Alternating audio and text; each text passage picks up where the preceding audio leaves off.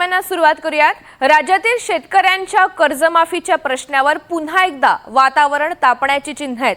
राज्य सरकारने जाहीर केलेल्या अहिल्यादेवी होळकर कर्जमाफी योजनेच्या पहिल्याच यादीवर प्रश्नचिन्ह उपस्थित करत सरकारला धारेवर धरण्यात आलाय।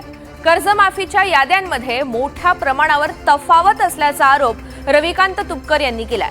शेतकऱ्यांचे थकीत कर्ज लाखोंचं आणि कर्जमाफीच्या यादीत मात्र अर्धीच रक्कम दाखवली गेली आहे। बँका शेतकऱ्यांकडून उर्वरित रक्कम भरण्यासाठी तगादा लावत असल्याचा गंभीर आरोप सुद्धा तुपकर यांनी केला। पीक कर्जासाठी अनुक्रमे 45%, 55%, 70% आणि 85% रक्कम सरकारकडून दिली जाणार असल्याचं सांगितलं जात आहे।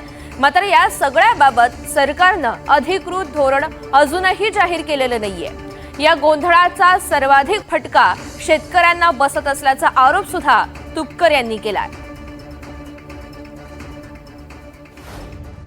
30/9/2021 रोजी अगर तत्पूर्वी एनपीए झालेली जी खाती आहेत याला 35% रक्कम सरकार देणार आणि उरलेली जी रक्कम आहे ही बँकेने राईट ऑफ करायची आहे। यामध्ये त्यांनी 2022, 2023, 2024 आणि 2025 वेगळ्या वर्षी थकीत झालेली जी पीक कर्ज आहेत त्याच्यासाठी 55%, 70%, 85% रक्कम सरकार देणार असं म्हटलेलं आहे।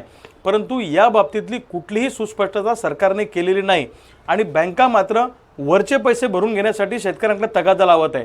प्रचंड मोठा गोंधळ निर्माण झालेला आहे। त्यामुळे सरकारने या बाबतीमध्ये स्पष्टीकरण दिलं पाहिजे आणि 2 लाखापर्यंत जर तुम्ही सरसकट कर्जमाफी करणार होते तर ही ओटीएचची स्कीम आणली। आता या ओटीएचच्या स्कीममध्ये बँकांनी राईट ऑफ करायचं आहे म्हणजे आमचं सिबिल खराब होणार आहे याची जबाबदारी कोण घेणार आहे।